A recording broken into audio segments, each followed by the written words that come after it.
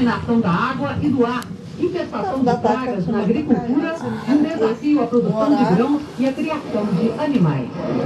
Os Estados Unidos, o maior emissor de gases poluentes do mundo, estão entre os países que mais devem sofrer com o destempero da natureza.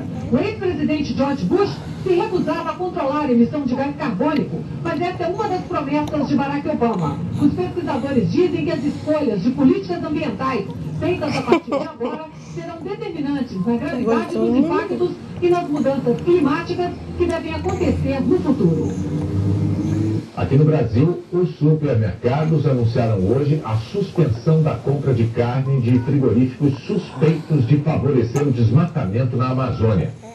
Só no Pará, 21 fazendeiros e 11 frigoríficos respondem na justiça por criarem gado em áreas desmatadas ilegalmente.